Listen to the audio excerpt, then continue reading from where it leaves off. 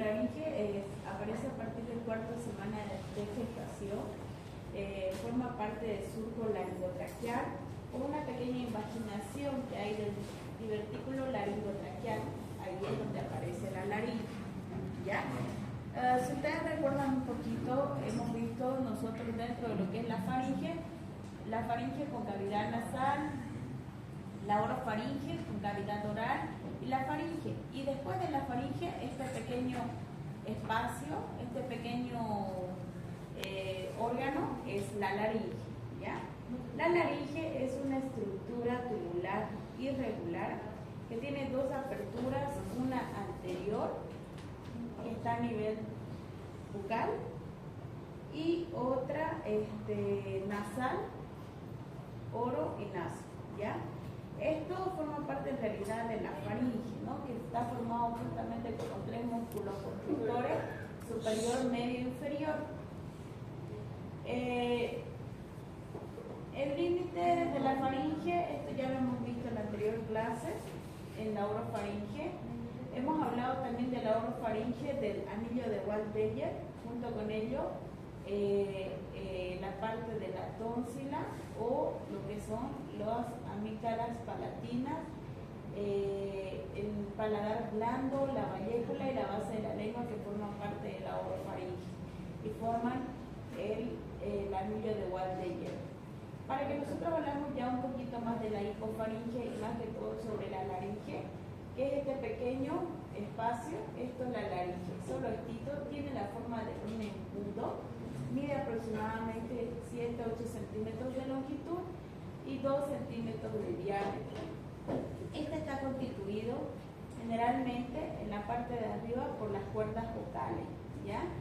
Y en la parte media solamente por cartílagos, como son el cartílago tiroides, el cartílago cricoides y los cartílagos sesamoideos.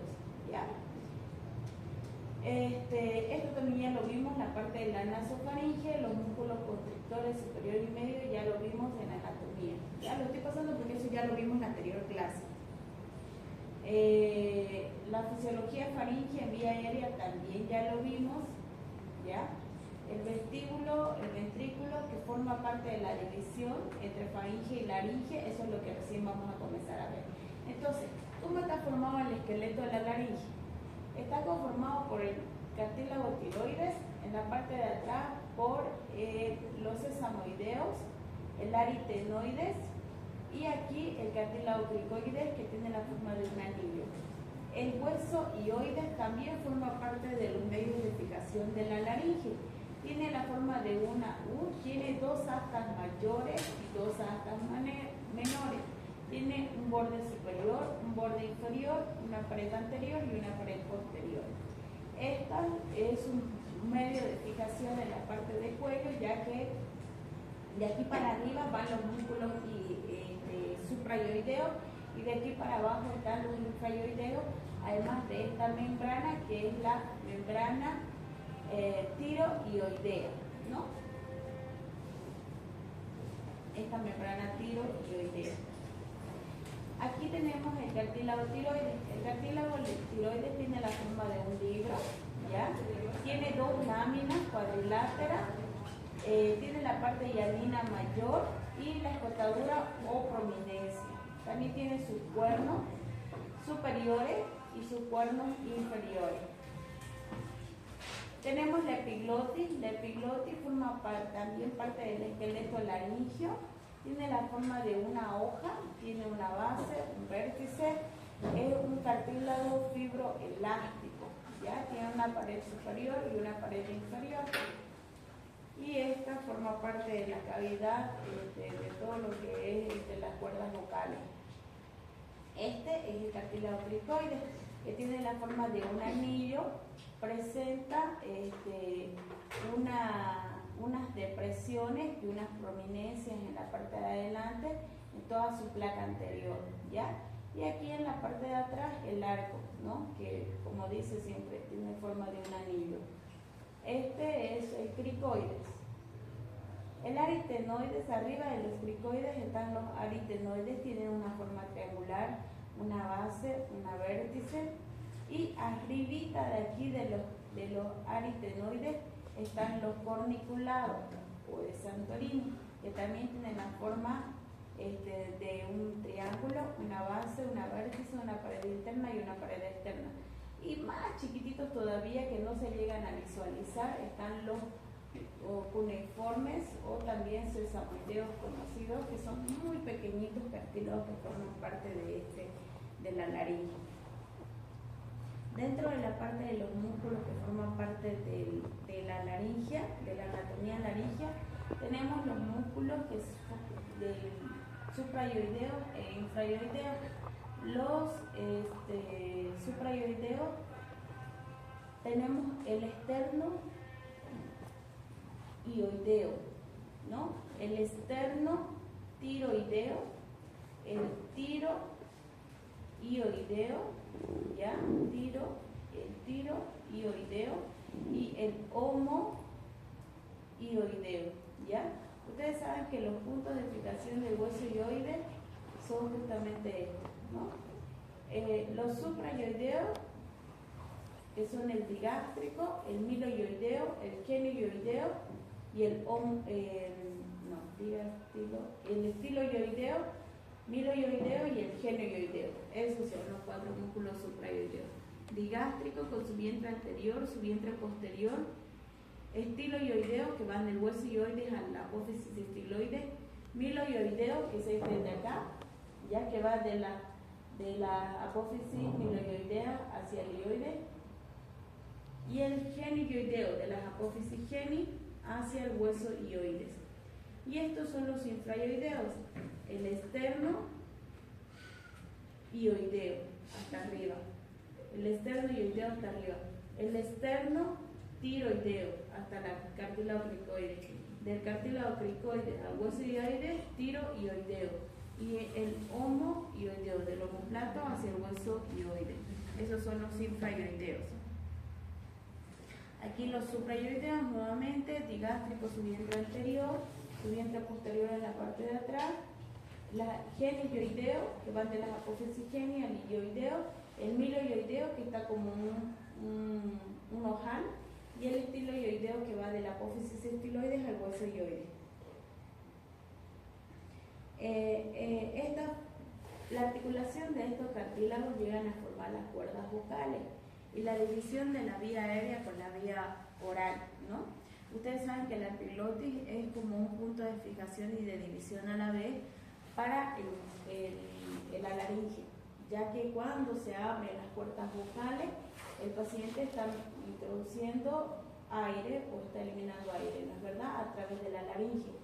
Si el paciente está consumiendo algo, está tragando agua o está comiendo algo, generalmente las cuerdas vocales se cierran, la epiglotis se cierra para que los alimentos pasen directamente hacia el esófago. Es así como funciona, la epiglotis se cierra cuando está introduciéndose algún alimento y se abre cuando está respirando o está hablando. ¿Ya? Hay espacios anatómicos entre conocidos como supraglotis, glotis e subglotis. ¿A partir de quién? A partir de los espacios de los músculos tiro, aritenoideo y espacio paraglótico, que es esta zona, ¿no? ¿Cómo está inervada toda la parte de la laringe? Irrigada primero. Está irrigada por las arterias laringeas, que son ramas de ustedes saben, la carótida, todo lo que es el cachado aórtico, viene la carótida, la subclavia, carótida, subclavia, ¿no? Y después esta se convierte en carótida interna y carótida externa. Esta carótida externa es la que comienza a dar los laringios superiores, y los laringios inferiores son ramas de la arteria subclavia. ¿Ya? Entonces, entre ambas, entre las laringias superiores y las laringias inferiores, ramas de la subclavia, irrigan toda la parte de la laringe. ¿Ya? ¿Y cómo está inervado? Está inervado por el nervio vago a través de sus ramas laringea superior y la laringe inferior. ¿Qué son estas? ¿Ya?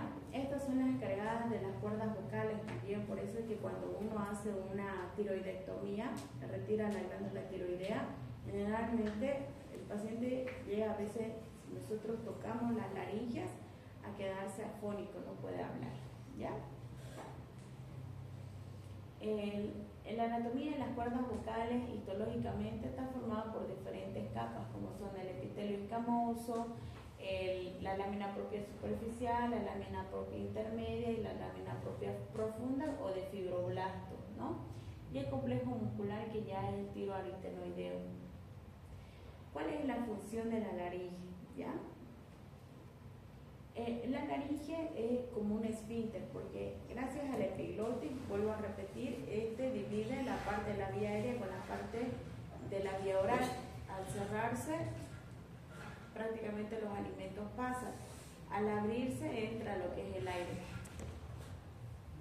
Forma parte de la fisiología de la tos, del vasalva, de la regulación del flujo del aire y de la sensibilidad en el control respiratorio y cardiovascular. ¿Cómo lo hace la tos? Expulsando el moco o cuerpo extraño, permite una permeabilidad alveolar, y esta tos en todo caso sucede de forma voluntaria, y en sueño muy profundo puede no efectuarse. La tos puede ser inspiratoria, compresiva o expulsiva. Inspiratoria cuando hay una apertura muy amplia, hay inspiración profunda y rápida. Compresiva cuando hay un cierre glótico, una activación de músculos expiratorios. Y expulsiva cuando hay una apertura amplia y hay flujos súbitos entre 6 a 10 litros por segundo. También ayuda al vasalva. Ustedes cuando le dicen haga vasalva, ¿no? Que es introducir aire y comprimir, ¿no? Eso es la aspiración forzada con una glotis cerrada. Comprima, como si vaya a entrar al baño, ¿no es verdad? O cuando el paciente está alzando muchas pesas, ¿no es verdad? Eso hace que el vasalva haya un cierre de las cuerdas vocales, que esto permita a la laringe resistir fuerzas respiratorias. Forma parte, en este caso, al hacer el vasalva, en la defecación y en cargar peso.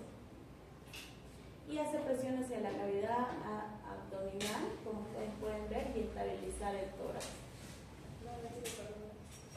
También regula el flujo del aire, regula la entrada y la salida gracias a la glotis amplia en inspiración y estrecha en expiración, con dos fuerzas de apertura que son parte del esqueleto laríngeo y la contracción del músculo cricoaritenoideo posterior, ¿ya?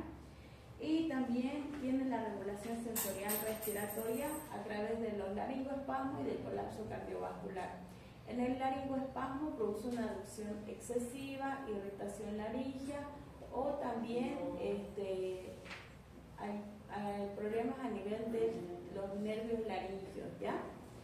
En el colapso cardiovascular puede haber bradicardia, hipotensión, irritación de la laringe y mecanismos desconocidos. En la voz ustedes saben que es requisito la fuente de energía del aire pulmonar y la fuente vibratoria. Entonces, en una teoría aerodinámica mioelástica, vamos a tener aducción y tensión de las cuerdas vocales.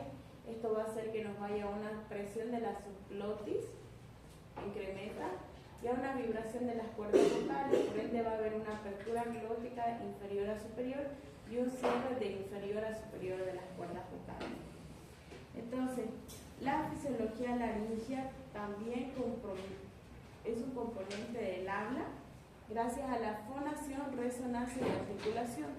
A la fonación porque produce la voz y determina por posición de las cuerdas vocales la fuerza expiratoria, la longitud y la tensión de las cuerdas vocales.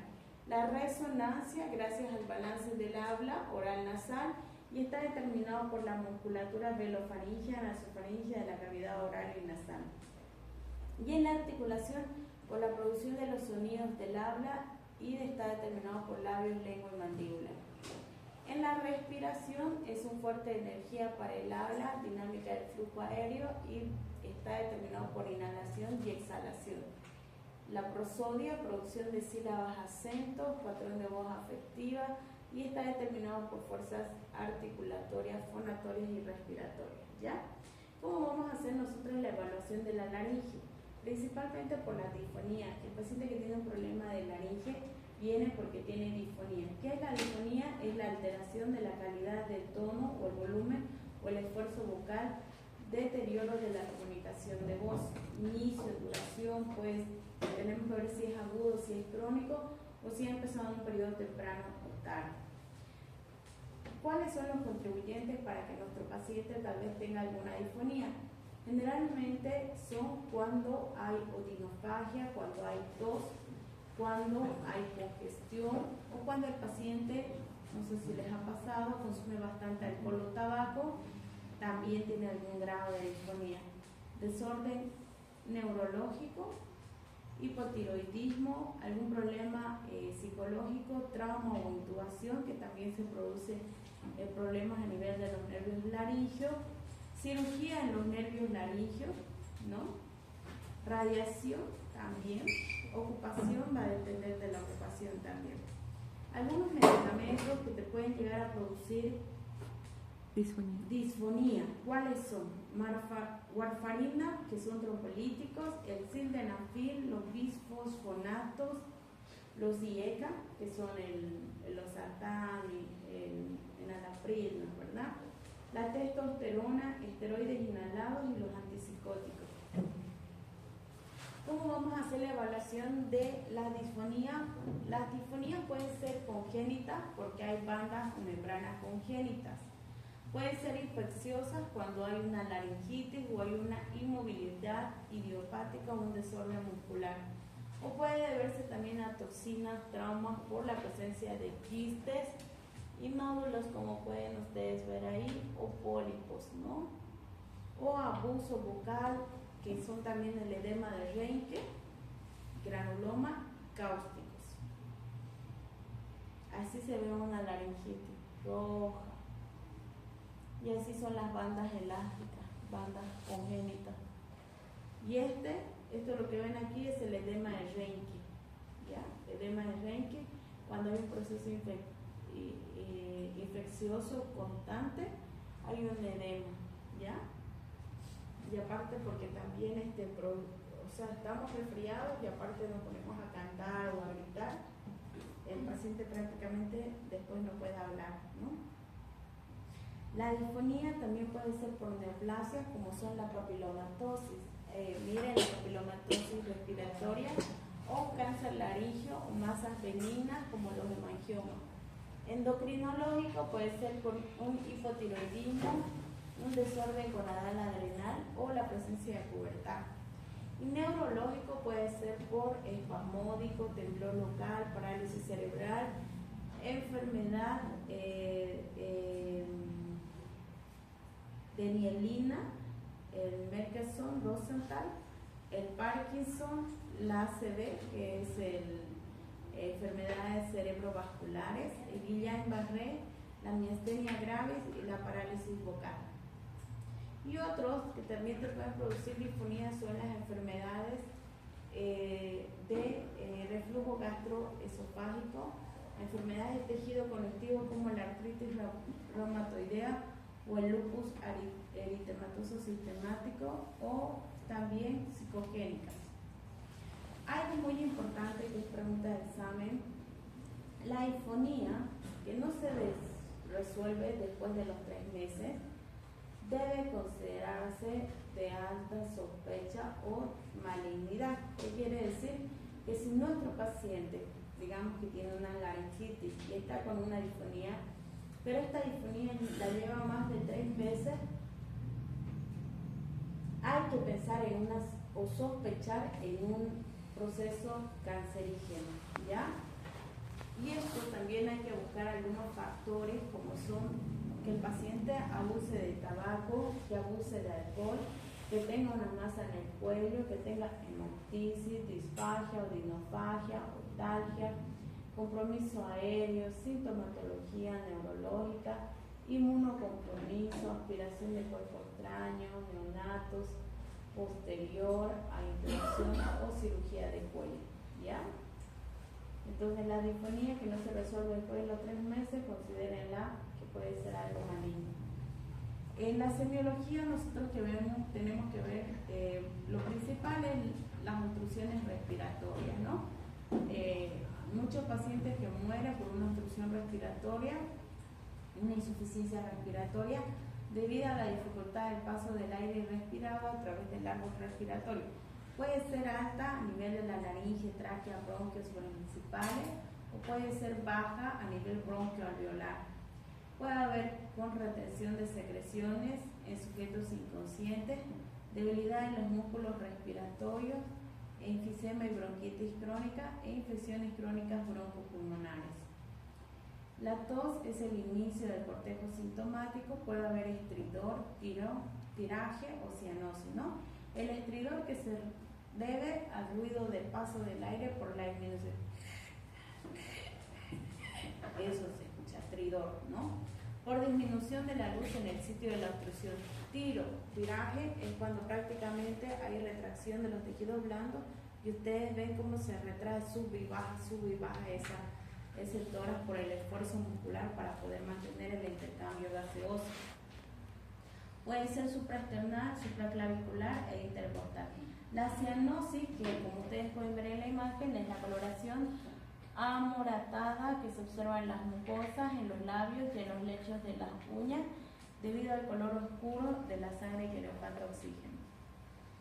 Volvemos a la disfonía, que es una de las causas de la consulta externa, la pérdida de la calidad tonal de la voz dado por cualquier estado que intervenga con la tensión, vibración, aproximación de las cuerdas vocales. Aquí hay un daño de la laringe, como las lesiones de tipo profesional, contacto con polvo, gases irritantes, tabaquismo o alcoholismo. Y causas frecuentes de disfonía, como son la laringitis aguda, laringitis crónica, tumores benignos, nódulos, pólipos o papilomas. Aquí esto les he explicado a la gran mayoría de los que han ido a práctica cómo hacen la laringoscopía directa e indirecta, ¿ya? Para poder, porque en semiología en laringe ustedes no pueden palpar, no pueden inspeccionar mucho que digamos, solamente ver el cuello si no hay una masa aparte. Entonces hacemos dos estudios principales, que son la laringoscopía indirecta y la laringoscopía directa, y la mikrobroncoscopía y otros estudios que ya ustedes no los hacen porque son estudios complementarios. En la laringoscopía indirecta ustedes utilizan un frontoluz, estas espéculos dentales, no sé, los dentistas tienen estos espéculos, una gasita y un poquito de lidocaína si deseas, ¿ok? Entonces ustedes ponen el frontoluz, con la gasita agarran la lengua y bajan totalmente, me introducen el espéculo hasta la región de la úvula sin tocar la úvula y a 45 grados ustedes visualizan el espejito de manera invertida, se va a ver la imagen de la laringe.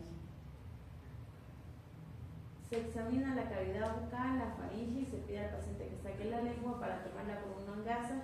Se indica al paciente que respire suavemente, se introduce el espejo caliente, tratando de no tocar ninguna estructura bucal hasta colocarlo directamente a nivel de la base de la úvula. Jalar hacia adelante la base de la lengua, con lo cual se logra enderezar la epiglotis, y durante la respiración y durante la fonación para este último se pide al paciente que pronuncie el sonido de la A o el sonido de la I, luego que continúe todo tranquilamente. Ahí ustedes pueden ver la imagen de la laringe invertida ya. Con el espejo en posición adecuada, la imagen de la laringoscopía aparece invertida de arriba abajo, ¿no? Eso es lo que ustedes puedan visualizar. El otro estudio es la laringoscopía directa. No sé si está, sí, está acá. La fibrobroncoscopía o la fibroscopía ustedes no las hacen, las mandan a hacer. Es como una endoscopía que se realiza para poder ver las cuerdas bucales y todo eso, ¿no? La laringoscopía directa es con el laringoscopio. Ustedes mayormente eso hacen sedado, ¿no? Pero si se puede y quieren retirar tal vez un cuerpo extraño que está ahí nomás, como siempre me ha sucedido retirar huesitos o espinas de pescado, lo hago con el laringoscopio directo y visualizo y retiro. Pacientes de cúbito dorsal con hombro cerca al borde de la mesa de exploración, un ayudante sentado a un lado del paciente toma su cabeza y realiza movimientos de flexión y extensión para rectificar la curvatura y permitir la introducción del laringoscopio. El procedimiento puede llevarse a cabo bajo anestesia. Se introduce el laringoscopio siguiendo el tubo endotraqueal y se levanta la epiglotis suavemente hasta encontrar la laringe. La estroboscopía es un método que ustedes igual solicitan. Es un método de exploración muy especializado, consiste en la observación de los movimientos y la vibración de las cuerdas vocales con una imagen óptica de cámara lenta, la misma técnica que el de la laringoscopía indirecta, pero con una fuente de luz de una lámpara de luz de xenón de un estroboscopio. Ahí ustedes pueden ver cómo se coloca el micrófono cercado a la parte de la boca, en el contacto de la cara anterior del cuello, a la altura de la cartílago cricoide, recoge la voz emitida por el paciente y por el sistema electrónico sincrónico. Se produce un destello luminoso con frecuencia ligeramente menor que la del sonido. La radiología de laringe, solamente ustedes pueden pedir una radiografía cervical, AP y lateral, ¿no? Esta es la radiografía AP y lateral. Aquí ustedes pueden visualizar como columna de aire la laringe, ¿ya? Ustedes tienen que verse las 7 vértebras cervicales y ahí ven la laringe y la tráquea. Y en una anteroposterior ahí ustedes pueden ver la laringe, ¿ya? En una tomografía, esta es la tomografía, este es un corte transversal, ahí pueden visualizar la laringe. Y en una resonancia magnética se ve mucho mejor, aquí se encuentra la laringe. Y eso es todo. ¿Ya? Y semiología. Que viene con su irrigación. Nervio vago. Inervación nervio vago, laringe superior, laringio recurrente, que va a la parte motora, los músculos intrínsecos del mismo lado, excepto el tricotiroideo y el músculo interaritenoideo. La irrigación que está dada por la arteria laringea superior, laringe inferior, rama de la tiroidea superior, laringe posterior, rama de la tiroidea inferior. Y las venas que siguen el trayecto de las arterias homologadas, drenando hacia la vena tubular interna. El drenaje linfático a través de la supraglotis y la subglotis, supraglotis, que el 90% va hacia los ganglios tubulares superiores y el 10% restante va hacia la cadena espinal. La subglotis va a los 3 pedículos linfáticos y 2 posteriores que se dirigen hacia los ganglios. Vuelvo a repetir las funciones de la laringe: protección, respiración, fonación. Protección: actúa como un esfínter, evita la entrada de cualquier cosa a la vía aérea, cierre del vestíbulo laringeo y de la glotis. Dilatación activa de la apertura laringea, fonación, vibración de las cuerdas vocales. Y aquí comenzamos con las patologías infecciosas. ¿Qué hora es? 3. 2:55. Ya, un minuto.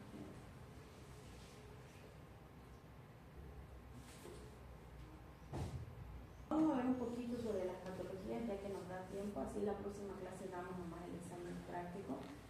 Tenemos la laringotraqueitis aguda, es una de las enfermedades más se puede decirse que se puede dar.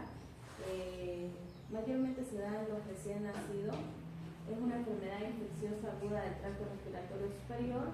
De mayor frecuencia va en niños de 1 a 3 años, comprometiendo desde la laringe hasta las pequeñas subdivisiones bronquiales, y afecta con más intensidad a la zona del cono elástico. La etiología en su gran mayoría es viral y la sobreinfección bacteriana puede darse por el Haemophilus influenza, Streptococo, Estafilococo y el neumococo. La laringotraqueitis aguda clínicamente es indistinguible en el resfriado común, a menos que sea evidente la tos disfónica que puede estar presente al inicio del cuadro y posteriormente en el estridor e insuficiencia respiratoria. ¿Cómo lo van a ver radiológicamente en el cuello? Va a haber un estrechamiento, como pueden ver, subglótico, como es el signo de la punta del lápiz, así como ven acá. Signo de la punta del lápiz, eso es una largotraqueitis aguda clínicamente. ¿Cuáles son los síntomas que van a tener? Generalmente se presenta como un resfrío común que presenta tos perruna. No es como un perro siempre, tose. Disfonía, estridor respiratorio, o sea, tos perruna. Retracción costal, costodiafragmática, palidez peribucal y cianosis, anorexia y fiebre.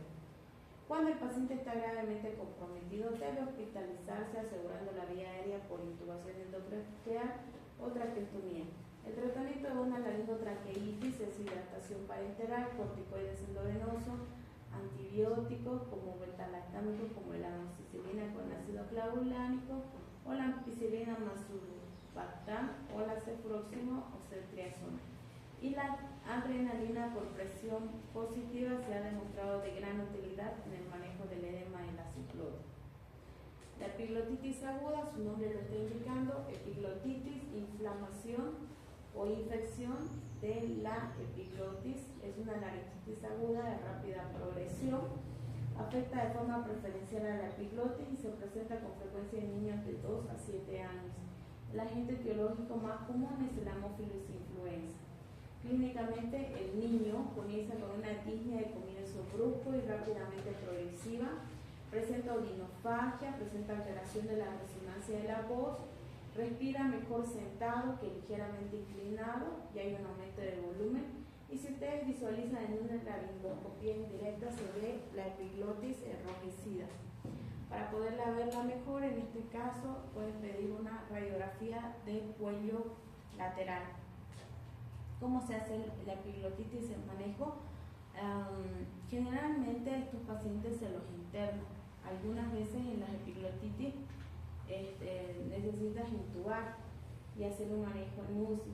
Se toman cultivos de la epiglotis comprobando el grado de obstrucción de la vía aérea. Se repite el procedimiento a las 48 horas para verificar la evolución del edema de la supraglotis y decidir la intubación.